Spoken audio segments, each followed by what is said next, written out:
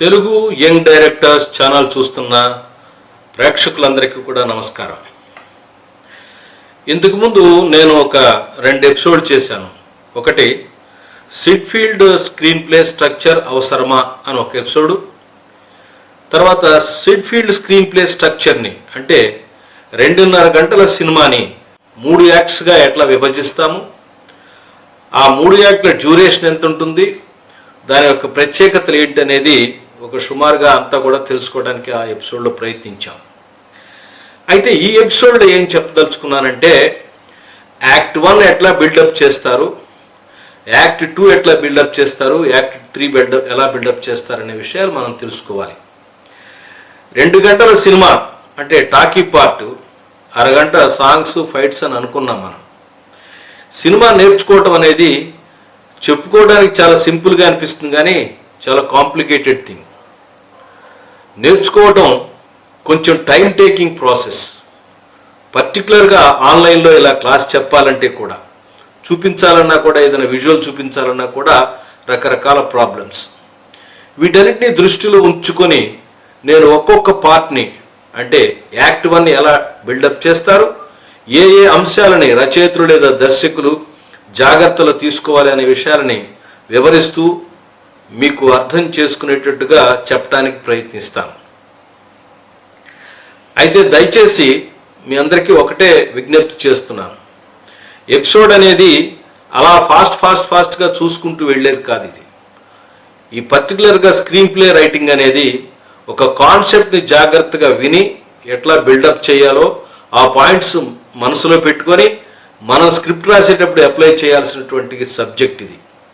అందుకని మిగతా ఎపిసోడ్ చూసినట్టుగా అలా స్కిప్ చేస్తూ వెళ్ళకండి. చెప్పే ప్రతి అంశం కూడా మన సబ్జెక్ట్కి రిలేటెడ్గా ఉంటుంది. పదండి మరి యాక్ట్ 1 ఎలా బిల్డప్ చేయాలో తెలుసుకుందాం. మనం ఇంతకుముందు ఎపిసోడ్లో చెప్పున్నట్టుగా యాక్ట్ 1 అనేది 30 నిమిషాలు ఉండేటువంటి డ్యూరేషన్ ఉండేటువంటి సినిమా భాగం. ఈ 30 నిమిషాల యొక్క భాగమే సినిమాలో చాలా ప్రధానమైన భాగం. అంటే అప్పుడే టికెట్ కొనుక్కుని కూర్చున్నటువంటి ప్రేక్షకుడికి ఏం తెలియదు మనం చెప్పబోయే కథ. ప్రతిదీ అతనికి అర్థమయ్యేటట్టుగా చెప్పాలి. ఇది ఒక రకంగా చెప్పాలంటే, ఒక ఇల్లు కడుతుంటే పునాది ఎంత గట్టిగా ఉండాలో ఇది కూడా అంత గట్టిగా ఉండాలి. ఏ విషయాలు గట్టిగా ఉండాలి, ఎలా ఉండాలి అనేది మనం క్లియర్గా మనం తెలుసుకోవడానికి ప్రయత్నిద్దాం. ఏ కథ అయినా సరే మొట్టమొదట రాసేటప్పుడు అంటే మనం బిగినింగ్ నుంచి 30 నిమిషాల వరకు అంటే ప్లాట్ పాయింట్ 1 వరకు ఉన్న భాగాన్ని యాక్ట్ 1 అని అంటాం. ఫస్ట్ మనం మొట్టమొదటి రాసుకోవాల్సింది ఓపెనింగ్ సీక్వెన్స్. అంటే సినిమాని నువ్వు ఏ సీన్తో లేదా ఏ సీక్వెన్స్తో మనం ఓపెన్ చేస్తాము అనేది క్లియర్గా రాసుకోవాలి. సీన్గా రాసుకోవచ్చు, లేదా ఇంతకుముందు చెప్పినట్టుగా ట్రీట్మెంట్ లాగా రాసుకుని పెట్టుకోవాలి ఒక పేజీలో. అంటే ఈ సీన్ ఎట్లా నెరేటివ్గా ఇలా ఓపెన్ చేస్తానని రాసి పెట్టుకోవాలి. అలాగే at the same time plot point 1 ఇదే మనం కథ ప్రారంభమయ్యేటువంటి భాగం అని చెప్పుకుంటాం. ప్లాట్ పాయింట్ 1 అంటే ఏంటో ఇంతకుముందు ఎపిసోడ్లో మీకు డెఫినేషన్తో సహా ఇచ్చాను. దయచేసి దానిలో చూడటానికి ప్రయత్నించండి. ప్లాట్ పాయింట్ అంటే an episode, incident or event that hooks into the action and spins it around into another direction. ప్రధాన పాత్ర వెళ్తున్నప్పుడు ఒక ఉద్దేశంతో బయలుదేరి ఒక సన్నివేశంలో ఇరుక్కుంటుంది. ఆ కథ అలా వెళుతుంది, ఆ పర్పస్ కోసం వెళ్ళాడు అనుకుంటే అనుకోకుండా మరొక అంశంలో ఇరుక్కొని మరొక అంశానికి తగులుకొని కథని మలుపు తిప్పుతుంది. దీన్నే మనం ప్లాట్ పాయింట్ 1 అంటాం. ఇలాంటి ప్లాట్ పాయింట్స్ కథలో చాలా ఉంటాయి. ప్లాట్ పాయింట్ 1 అనేది కథని ప్రారంభించే అంశం. అక్కడే ప్రధాన పాత్ర ఒక సమస్యలో ఇరుక్కుంటుంది లేదా ఒక ఛాలెంజ్ తీసుకుని ముందుకెళ్తుంది. An event or an episode that hooks into an action and turns into another direction is called plot point. ఇలాంటి ప్లాట్ పాయింట్ సినిమాలో చాలా ఉంటాయి. మొట్టమొదటి వచ్చేది కాబట్టి దాని 1 అని పేరు పెట్టాం, అంతకన్నా ఏం లేదు. ఇదే కథ ప్రారంభమయ్యేటువంటి భాగం. అక్కడి నుంచే కథ ప్రారంభం అవుతుంది. కాబట్టి ఈ రెండు మొట్టమొదటి రాసుకోవాలి. వీటికన్నిటికన్నా ముందు సిట్ఫీల్డ్ ఏం చెప్తాడంటే, మీ సినిమా ప్రారంభానికి ముందు జరిగినటువంటి బ్యాక్ స్టోరీ రాసుకోమంటాడు. What is a back story? Back story అంటే ఏంటి?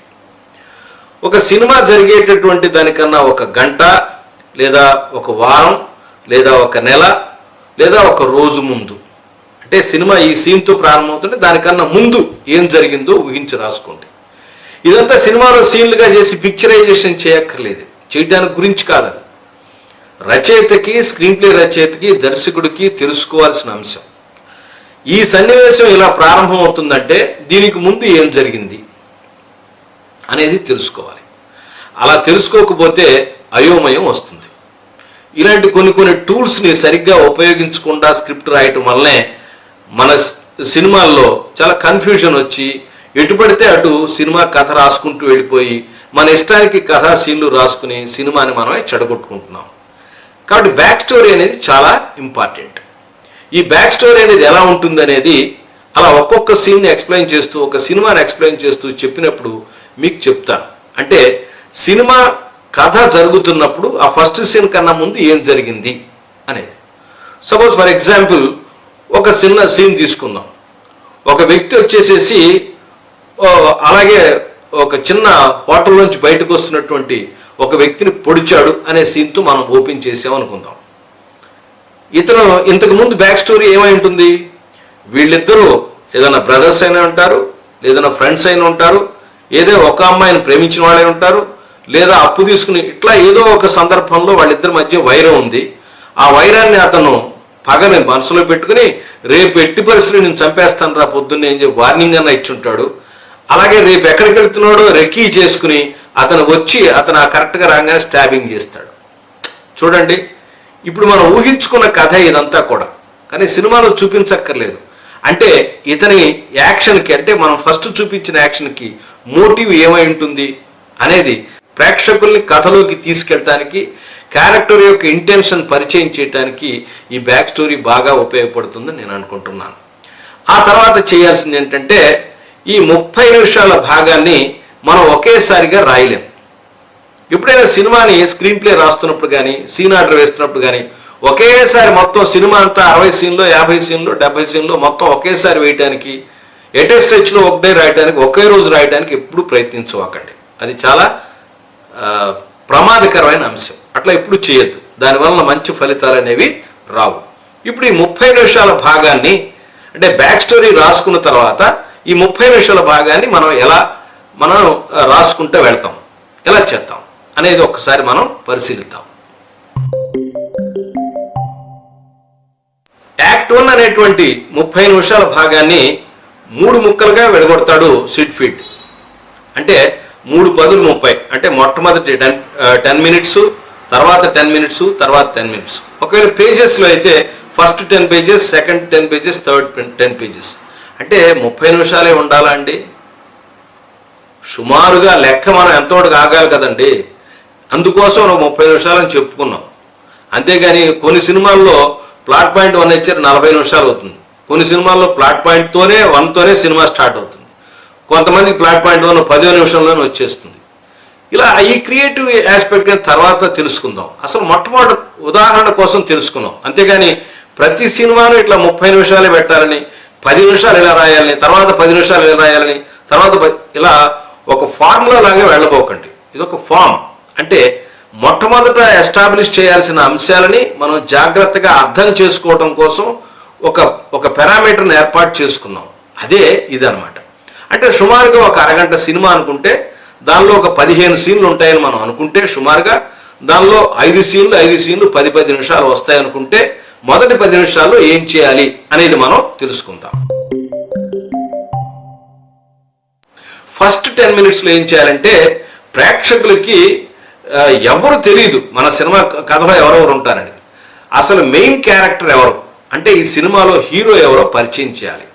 ప్రధాన పాత్రని, సినిమా ఎప్పుడైనా గుర్తుపెట్టుకోండి, ప్రధాన పాత్రని జాగ్రత్తగా కాపాడుకుంటూ దాని క్యారెక్టరైజేషన్ని, దాని యొక్క మూమెంట్ని, యాక్షన్ని ప్రతి దాన్ని కూడా జాగ్రత్తగా ట్రీట్ చేయవలసిన అవసరం ఉంది.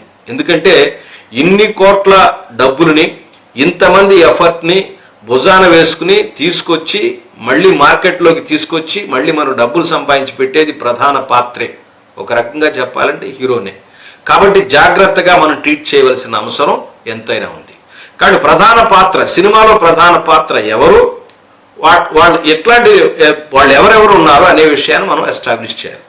ఒక క్యారెక్టర్ ఎస్టాబ్లిష్ చేయండి, మెయిన్ క్యారెక్టర్, దాంతోపాటు ప్రధాన పాత్రలు ఎవరంటే ఎస్టాబ్లిష్ చేయండి. తర్వాత ఎస్టాబ్లిష్ చేయాల్సింది డ్రామాటిక్ ప్రెమిస్, అంటే దేని గురించి కథ.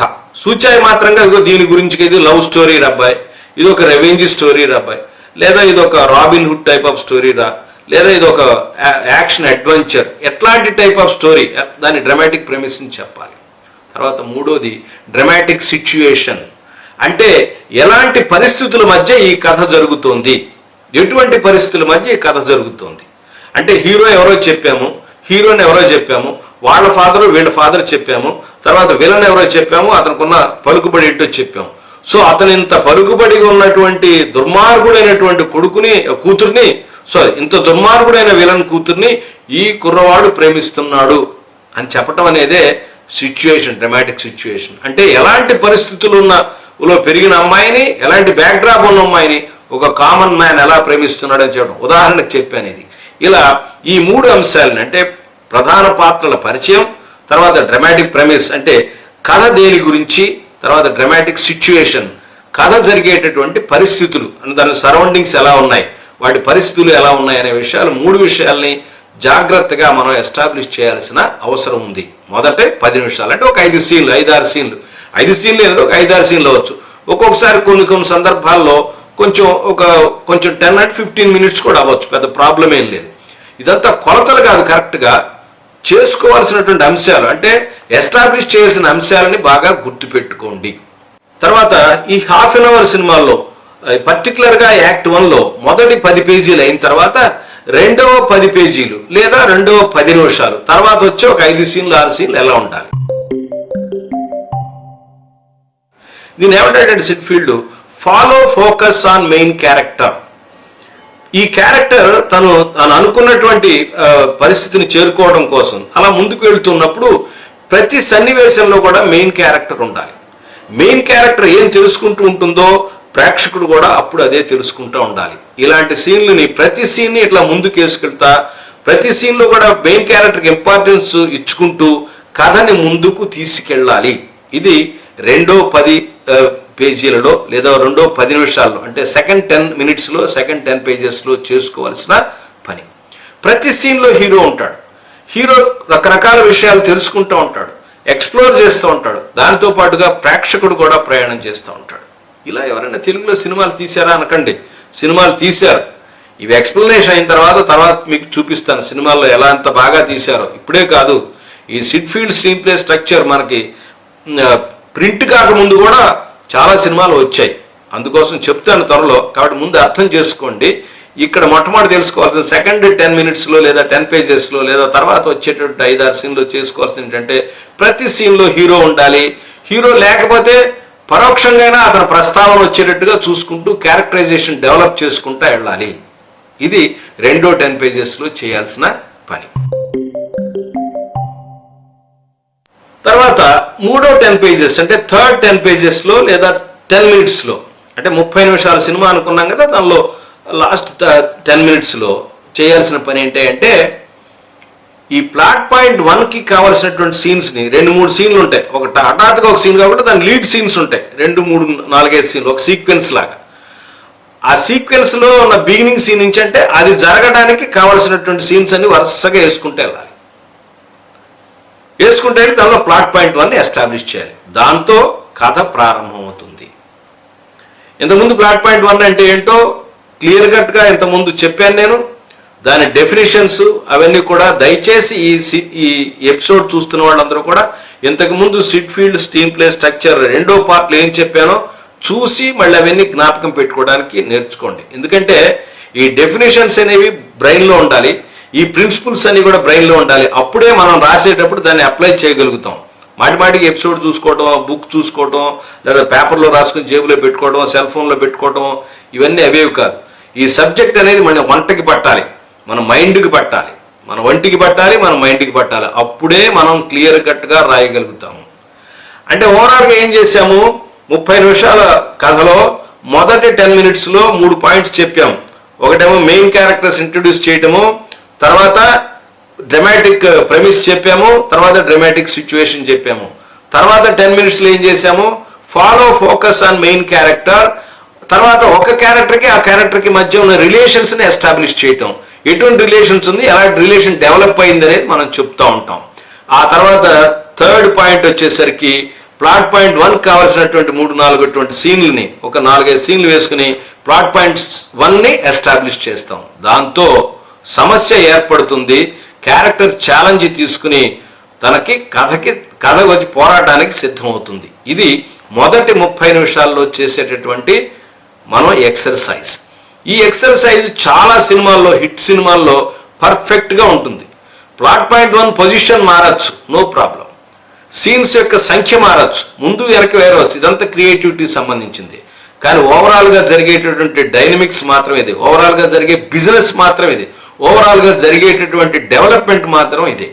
కథని పరిచయం చేయటం, పాత్రను పరిచయం చేయటం, పాత్రల రిలేషన్ పరిచయం చేయటం, ప్లాట్ పాయింట్ 1 ఎస్టాబ్లిష్ చేయటంతో మొదటి యాక్ట్ కంప్లీట్ అయ్యి రెండో యాక్ట్లోకి ప్రేక్షకులు, మనం కూడా, కథకుడు లేదా దర్శకుడు, ప్రేక్షకుడు కూడా హీరోతో పాటు ఎంటర్ అవుతారు. ఆ యాక్ట్ 2 ఎలా డెవలప్ చేయాలో నేను తర్వాత ఎపిసోడ్లో చెప్తాను. 3 యాక్ట్ స్ట్రక్చర్లో మొదటి భాగాన్ని అంటే యాక్ట్ 1 ఎట్లా డెవలప్ చేయాలో తెలుసుకున్నాం కదా. దీని తర్వాత వచ్చే ఎపిసోడ్లో నేను 2-3 చిత్రాలు, తెలుగులో వచ్చిన పాపులర్ ఫిలిమ్స్ని, ఇప్పుడు ఈ చెప్పినటువంటి 3 ప్రిన్సిపల్స్ ఏవైతే ఉన్నాయో, అంటే 10 minutes లేదా 10 pages ఎలా ఫాలో అయ్యారో ఈ ప్రిన్సిపల్స్ అన్నీ కూడా దానిలో సీన్ వైజ్గా నేను ఎక్స్ప్లెయిన్ చేయడానికి ప్రయత్నిస్తాను. ఎందుకంటే ఇది సినిమాలు చూస్తూ నేర్చుకోవాల్సింది, సినిమాలు చూసిన వాళ్ళు నేర్చుకోవాల్సింది. దయచేసి సినిమాలు చూడండి. నేను చెప్పబోయే సినిమా, నెక్స్ట్ రాబోయే సినిమా రామ్ గోపాల్ వర్మ గారి శివ సినిమాని ఎగ్జాంపుల్ చేసుకుని చెప్తాను. అలాగే విశ్వనాథ్ గారి నేరము శిక్ష చెప్తాను. అలాగే మన బాపు రమణల ముత్యాల ముగ్గుని నేను ఎగ్జాంపుల్గా చెప్తాను. ఈ 3 చిత్రాలు, ఇంకా మధ్యలో ఏమైనా చిత్రాలు ఉంటే చెప్తాను. ఈ లోపుగా, అంటే ఇది చూసిన తర్వాత, ఎపిసోడ్ చూసిన తర్వాత ఈ 3 చిత్రాలు నేర్చుకోవాలనే విద్యార్థులు ఒకసారి చూసినట్టయితే, నేర్చుకోవాలన్నటువంటి ఔత్సాహికులు ఎవరైనా సరే ఈ 3 సినిమాలు మరొకసారి చూసి గుర్తుపెట్టుకున్నట్టయితే నేను చెప్పే అంశాలు మీకు బాగా అర్థమవుతాయి. మరి ఆ సినిమాలు చూస్తారని, ఇది అర్థం చేసుకుంటారని, దీనిలో ఉన్న పాయింట్స్ సింపుల్గా మీరు నోట్స్లో రాసుకుంటారని, మీరు వచ్చే కథల్లో ఇలాంటి పాయింట్స్ ఉపయోగించి మరిన్ని మంచి స్క్రిప్ట్లు రాయాలనే ఉద్దేశంతో మీ మధ్య సెలవు తీసుకుంటున్నాను. నమస్కారం.